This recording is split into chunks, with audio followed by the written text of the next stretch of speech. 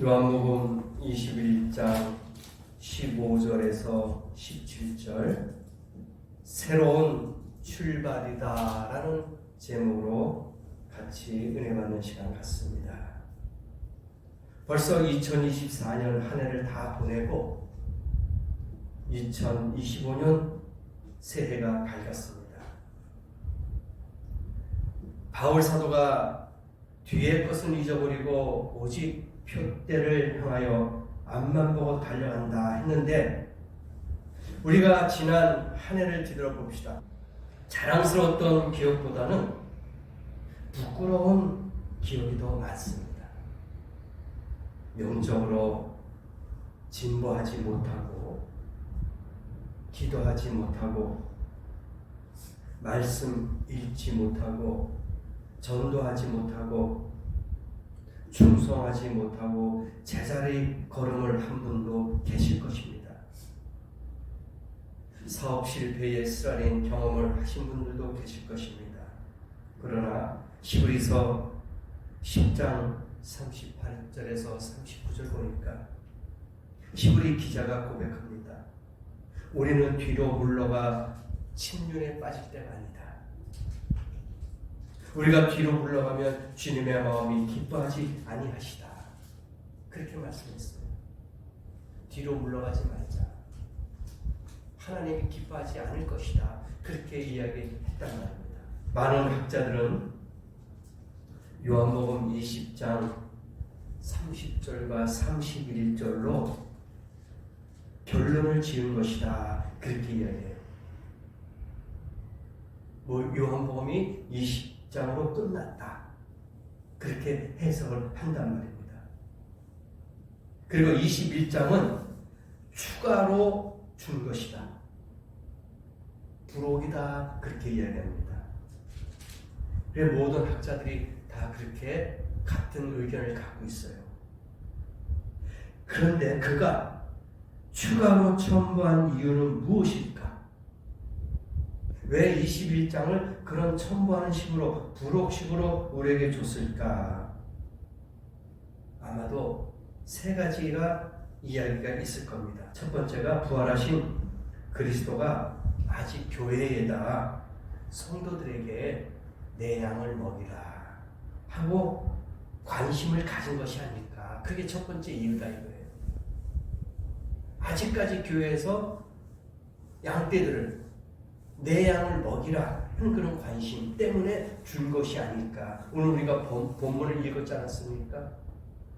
그리고 두 번째가 사도 베드로의 회복 장면을 생생히 밝히기 위한 것이다. 베드로가 부인했잖아요. 그런데 예수님께서 다시 회복시켜 줄 것이다. 그런 것이죠. 또 세 번째는 떠돌고 있는 사도 요한에 대한 헛소문을 본인의 입장에서 분명하게 하기 위한 것이다. 그러니까 요한이 저자가 아닙니까? 그래서 요한에 대한 잘못된 헛소문을 분명히 하기 위해서 요 세 가지 이유로 21장을 준 것이 아닐까. 그렇게 얘기합니다. 특별히 15절 보십시다. 15절 이하 보니까 세 번이나 부인했던 주님을 부인했던 베드로, 그것도 저주하며 맹세하고 부인했던 베드로가 과연 하나님 앞에서 쓰임을 받을 수 있을까 하는 질문에 대해서 답을 주고 있는 거예요. 오늘 읽었던 본문이 바로 그거예요. 과연 베드로가 예수를 부인했는데 그가 쓰임을 받을 수 있을까? 그에 대한 답이 오늘 본문이에요.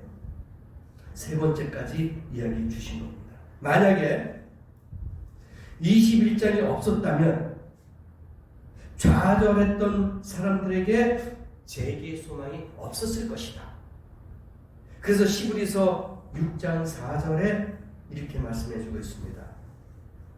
한번 비침을 얻고 하나님의 은사를 맛보고 성령에 참여한 바 됐는데 타락한 자는 다시금 구원이 없다. 그렇게 나와요. 히브리서 6장 4절에. 만약에 이 말씀이 있었다면 좌절했던 사람들은 더 이상 구원이 없어요. 마지막이에요. 그런데 요한복음 21장 이것을 보니까 더 좋은 말씀이죠. 어떤 말씀이냐? 베드로에게 사명감을 줘요. 내 양을 먹이라. 우리가 그렇게 되면 안 되겠지만 가끔 상처를 받고 시험에 빠져서 믿음에 떠난 사람들이 많이 있어요. 그렇지 않습니까? 믿음을 떠나가지고 허벅거리가 되고 목사님에게 상처를 주고 성도들에게 상처를 준 사람들이 얼마나 많이 있습니까? 그런데 주님은 어떤 사람을 쓰실까? 그 말씀을 보니까 무엇보다도 주님을 사랑하는 사람을 하나님이 쓰시더라 이거예요. 상처 주고 회복거리가 되고 힘들게 하는 사람들, 이런 사람들은 하나님이 버리십니다.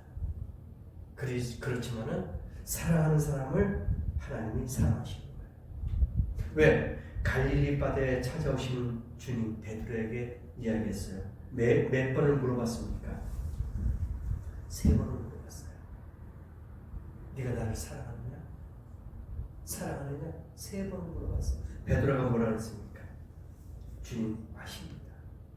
근데 여기서 중요한 게 있어요. 베드로에게 예수님께서 뭐라고 말씀하셨습니까? 15절 본문에 보니까 요한의 아들 뭐라고요? 시몬아. 아니 우리가 베드로라고 잘 알고 있는데 요한의 아들 시몬아 그렇게 이야기했어요. 베드로라는 말을 안 썼어요. 그럼 뭘까요? 이 시몬이라는 이름은 베드로의 옛 이름이에요. 전의 이름이란 말입니다. 그래서 전에 있었던 이야기를 생각을 끄집어내는 거예요. 지금은 베드로지만 옛날에 네가 시몬으로 살았을 때에 그러한 것을 끄집어내는 거예요. 과거를 생각하게 합니다. 그래서 옛사람인 요한의 아들 시몬이 살아있음을 깨닫게 해주는 것에 위해서 시몬이라고 부른 거예요. 베드로라고 안 했습니다. 마태복음 16장 13절 이하에도 나옵니다. 바요나 시몬아 내게 복이 있다. 그러나 이를 알게 하니는 혈육이 아니요 하늘에 계신 내 아버지시니라. 분명하게 얘기했어요. 베드로의 마음속에는 시몬 같은 옛사람과 같은 새 사람이 들어 있었다는 거예요. 그래서 옛 이름 시몬이라고 부르게 된 겁니다. 그래서 위대한 사람을 고백하여 칭찬 듣는가 하면 예수님의 순환을 말렸다가 사탄아 내 뒤로 물러가라 하는 그런 꾸지람을 듣기도 했다는 거예요. 예수님을 3번씩이나 부인할 때도 시몬이 살아 움직였다는 그러한 마음속에 있었다는 거예요. 베드로서는 주님을 부인했지만은 과거에 시몬이라는 그 이름을 갖고 있을 때는 살아있는 그 마음이 있었다는 거예요. 그래서 시몬이라고 부르지 않았을까? 주님은 이 옛사람 시몬에게 이야기하는 거예요. 그래서 네가 나를 사랑하느냐? 물어보는 거예요. 베드로로서는 불합격됐죠. 왜? 3번씩이나 부인했어요. 여인 앞에서 부인했습니다. 군중 앞에서 부인했어요. 예수 앞에서 부인했어요. 베드로라는 이름을 갖고 부인했지만 옛 과거의 시몬이라는 이름을 가지고 물어보는 거예요. 시몬아, 네가 나를 사랑하느냐? 할 때 예수님 뭐라 했습니까? 베드로가 사랑합니다. 그런데 보세요. 이 내가 나를 사랑하느냐 하는 질문 속에 6가지가 있어요. 6가지 질문인데 첫 번째 뭐냐 하면은 너는 나를 만나고 싶었느냐라는 뜻이 담겨 있어요. 나를 만나고 싶었어? 이게 담겨 있어요. 사랑하는 사람과는 단둘만이 있고 싶은 것이에요. 바로 하나님이 이 성전에 우리와 은밀히 만나고 싶어 하실 줄 믿습니다. 사랑하시기 때문에. 사랑하는 사이에 무슨 할 말이 그렇게 많은지 몰라요. 오늘 이야기하고 다 마친 것 같은데 내일 또 이야기할 거리가 있어. 사랑하는 사람은 계속 이야기가 있어요. 또 만나고 싶어집니다. 우리가 주님을 만나면 또 만나고 싶은 마음이 있어야 될 줄 믿습니다. 이게 사랑하는 마음이에요. 이게 서로 대화가 있다는 겁니다. 한 주일에 우리가 몇 번이나 주님을 만나기 위해서 주님을 찾습니까? 매일 찾아야 될 줄 믿습니다. 그리고도 내가 주님을 사랑하는 줄 주께서 아시나이다 하고 과연 우리가 고백할 수가 있을까? 두 번째가 너는 나와 같이 있고 싶으냐? 이걸 물으신 거예요. 사랑하는 사람과 함께 있으면 시간이 가는 줄 몰라요. 그렇죠? 왜 이렇게 시간이 빨리 가는지 몰라. 이게 사랑하는 사람하고 있으면은요 계속 붙어 있고 싶은 거예요. 헤어지기가 싫은 거예요. 그래서 하나님의 세상을 이처럼 사랑하사 독생자를 주셨으니, 그래서 우리를 사랑하기 때문에 같이 있고 싶어서 친히 육신을 입고 이 땅에 오신 줄 믿습니다. 함께 하고 싶어서, 너무나도 사랑하기 때문에 육신을 입고 이 땅에 오신 거예요. 하늘의 영광을 버리고 하늘 보좌를 버리고 이 땅에 오신 줄 믿습니다. 왜? 우리를 사랑하기 때문에, 나와 함께 하고 싶기 때문에, 우리와 함께 하고 싶기 때문에 이 땅에 오신 줄 믿습니다. 셋째가, 내가 나를 위해서 모든 것을 줄 수 있겠느냐? 이걸 물어보신 거예요. 사랑하는 사람에게 주는 것은 아깝지 않습니다. 뭐든지 다 주고 싶어요. 그래서 예수님이 십자가에 달려 돌아가시면서 목숨까지 우리에게 주셨어요. 다 준 거예요. 내가 나를 위해서 뭘 줄 수 있겠느냐, 이걸 물어보신 거예요. 우리는 뭘 드릴 수 있겠습니까? 예수님이 우리를 위해서 목숨까지 버리셨는데, 주셨는데 우리는 뭘 드릴 수 있겠습니까? 사랑하는 사람에게 주는 것이 절대로 아깝지 않은 거예요. 우리가 주님 앞에 드리는 건 아깝지 않은 줄을 믿습니다. 아까운 게 아니에요. 당연한 겁니다. 사랑하기 때문에 시간도, 재물도, 심지어 목숨까지도 다 줄 수가 있는 줄 믿습니다. 이게 바로 네가 나를 위해서 무엇을 줄 수 있느냐 그런 거예요. 네 번째가, 내가 나를 다른 사람에게 전할 수 있겠느냐. 나의 사랑하는 사람, 다른 사람에게 자랑하고 싶어요. 그렇죠? 이 사람을 다른 사람에게 좀 자랑도 하고 싶어. 못 견디는 거예요. 가족들에게, 지인들에게, 친구들에게 막 이야기하고 싶어. 사랑하기 때문에. 베드로 보세요.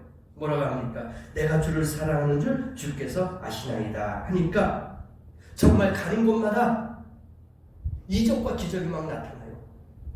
안진뱅이에게 손을 잡고 일으키니까 막 일어나요. 지나가면서 막 복음을 증거하니까 하루에도 3,000명, 하루에도 5,000명씩 막 구원받는 자가 막 일어납니다. 그리고 우리가 가는 곳마다 예수 그리스도를 증거해야 될 줄을 믿습니다. 가는 곳마다 예수 그리스도의 이름을 알려야 될 줄 믿습니다. 그래서 이적과 기적이 나타나는 거예요.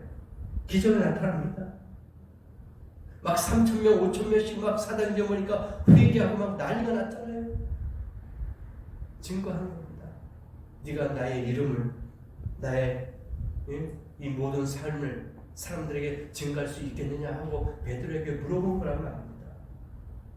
다섯 번째가, 내가 나를 닮아갈 수 있느냐, 이걸 물어봤어요. 사랑하는 사람은 닮아간대요. 그렇지 않습니까? 부부들 보세요. 사랑하는 사람 부부 보면은 다른 사람이 말을 안 해도 닮았다고 그래요. 어딘가 모르게 닮은 게 있다는 거예요. 그게 맞는 말인 것 같아요. 진짜 어떤 사람들 보면은 신기할 정도로 똑같은 사람이 있어요. 남자 여자인데도 어딘가 모르게 너무나도 닮았어요. 아바타식으로. 그래서 부부는 닮아간다. 그런 말이 맞더라고요. 그게 뭐냐? 사랑하기 때문에 닮아가는 거예요. 그러니까 예수님께서 그랬어요. 베드로에게 네가 나를 닮아갈 수 있겠느냐? 왜? 사랑하니까. 우리들이 주님을 닮아가길 원합니다. 그래서 우리가 찬양에도 고백하잖아요. 예수 닮기 원합니다. 주님 닮기 원합니다. 고백하잖아요. 우리가 예수를 닮아가길 원합니다. 2025년 예수의 성품을 닮아가길 원합니다. 올 한해도 예수의 그 모든 삶을 닮아가길 원합니다. 왜? 사랑하기 때문에. 해바라기는 해를 닮듯이 우리도 주님과 같은 모습으로 주님의 삶을, 성품을 닮아가는 성도가 되어야 될 줄 믿습니다. 그래서 사도 바울이 이야기합니다. 너희 마음에 이 마음을 품으라. 곧 그리스도의 마음이니. 믿습니까? 예수의 마음을 우리의 마음에 닮아야 될 줄 믿습니다. 2025년도 예수의 마음을 담고 가는 성도 되기를 원합니다. 6번째, 너는 나를 위해서 참을 수 있겠느냐? 어떤 역경 가운데서도, 어떤 고난 가운데서도 너는 나를 사랑하느냐? 참을 수 있겠느냐? 물어본 거예요. 베드로가 나중에 어떻게 죽었습니까? 거꾸로, 십자가에 거꾸로 달려 죽었어요. 베드로에게 오늘 본문 말한 게 그거예요. 이 6가지가 다 담겨 있는 거예요. 고난에도 함께 할 수 있겠느냐? 참을 수 있겠느냐? 그거예요. 그리고 베드로는 마지막으로 거꾸로 십자가에 못 박히기까지 예수 그리스도를 사랑했습니다. 그리고 복음을 끝까지 증거했어요. 이게 베드로가 사명을 감당했던 결론이란 말입니다. 지난번에는 다 주를 버릴지라도 나는 주를 버리지 아니하겠습니다 하고 호언장담했어요. 근데 예수가 잡혀가는 걸 보고 끌려가는 걸 보면서 부인했지 않습니까? 실패했어요. 그런데 그는 나중에 분명히 이야기했습니다. 고백했습니다. 주님이 아십니다. 주님께서 오늘 질문한 건 내가 주를 사랑하는 건 주님이 아시지 않습니까? 하고 고백했어요. 오늘 여러분의 귀에 귓가에 주님의 음성이 들립니다. 네가 나를 사랑하느냐? 분명히 주님이 물으실 거예요. 그럴 때 여러분 뭐라고 대답하겠습니까? 주님이 아십니다. 내가 주님을 사랑하는 것 주님이 아십니다. 변함없이 지난번처럼 더욱더 주님을 사랑하기를 원합니다. 사랑할 것입니다. 작년에 사랑했으면 오늘, 아니 내일, 1년 동안 사랑할 것입니다. 그럴 때 주님이 뭐라고 했습니까? 마지막 말씀, 오늘 본문 읽었지 않습니까? 17절에 내 양을 먹이라. 내 양을 먹이라. 오늘 이 시간에 주님께서 네가 나를 사랑하냐 물어보실 때에 예, 사랑합니다. 주님이 아십니다. 할 때 주님은 그래? 내 양을 먹이라. 그렇게 말씀하실 것입니다. 이게 무슨 말입니까? 마지막까지 주님을 사랑하는 얘기예요. 마지막까지 나와 함께하는 겁니다. 마지막까지 나의 성격, 나의 성품, 나의 삶을 닮아라. 그거 아닙니까? 내 양을 치라는 건 뭐예요? 주님께서 양을 관리하듯이 너도 양을 관리하라. 지켜라. 양육해라. 그거 아니겠습니까? 주님의 사명을 주신 거예요. 저 여러분에게 내 양을 먹이라는 것은 사명을 주신 거예요. 어떤 사명입니까? 주의 종은 말씀을 잘 가르치고 양육하고 성도 여러분은 말씀을 잘 지키는 것인 줄 믿습니다. 맡은 사명을 잘 감당하는 건 줄 믿습니다. 이게 사명이에요. 이게 양을 먹이는 겁니다. 주님의 사명을 수행하려는 사람에게는 인격적인 수완이나 재능, 지식보다도 더 중요한 것이 있습니다. 그것은 바로 예수 그리스도를 사랑하는 뜨거운 사랑인 줄을 믿습니다. 이것보다 더한 건 없어요. 이것만이 아무리 힘들고 어려워도 그 사명의 짐을 버리지 않고 끝까지 감당해 나갈 수가 있는 줄 믿습니다. 사랑하는 사람이 요구하는 것은 다 들어줄 수 있어요. 어떤 어려움이 있다 할지라도 다 지킬 수가 있단 말입니다. 여러분, 예수를 사랑하십니까? 뜨겁게 사랑하십시다. 새롭게 출발하는 2025년 아침, 지난달의 실패, 좌절, 부끄러운 거 다 어둠의 생활을 벗어버리고 이제 깨끗한 삶을 가지고 주님을 맞이하는 새해가 될 줄 믿습니다. 그렇게 되면 올 한 해가 여러분의 복된 날이 될 것입니다. 그리고 주님을 사랑하는 겸손한 마음으로 힘차게 출발해 나갈 수가 있다는 말입니다. 창세기 32장 30절과 32절 말씀을 전하면서 결론을 내립니다. 야곱이 약복 강에서 싸워요. 약복과 강을 건너왔습니다. 거기서 천사와 씨름했어요. 천사와 씨름했는데 이길 수가 없잖아요. 근데 죽어라고 붙잡아요. 왜 그랬습니까? 나에게 축복해 주지 않으면 나 이 손을 놓지 않겠습니다. 축복해 주세요. 그때 천사가 허벅지 환도뼈를 치잖아요. 끝까지 붙잡고 있습니다. 손 들었어요. 너 이름이 뭐냐? 야곱입니다. 그래? 이제는 너의 이름을 야곱이라 하지 말고 뭐라고 합니까? 이스라엘이라고 하라. 이름이 바뀌었어요. 거기서 야곱을 축복한 겁니다. 그래서 야곱이 그 지명, 그 이름을 뭐라고 지었습니까? 브니엘이다. 그렇게 했습니다. 그 뜻이 뭡니까? 하나님이 나에게 복을 주시고 나에게 생명을 주셨다. 그 뜻이에요. 그래서 2025년 여러분이 있는 곳이 바로 브니엘의 장소가 되어야 될 줄 믿습니다. 브니엘의 태양이 떠올라야 될 줄 믿습니다. 나에게 복 주시는 곳이고 나에게 새로운 생명을 주신 곳이 바로 브니엘이다. 그런 말씀을 갖고 올 한 해도 복된 축복, 브니엘의 태양이 떠오를 수 있는 그러한 하나님의 놀라운 은혜와 축복이 여러분에게 함께 하시길 예수님의 이름으로 간절히 축복합니다. 기도하시겠습니다.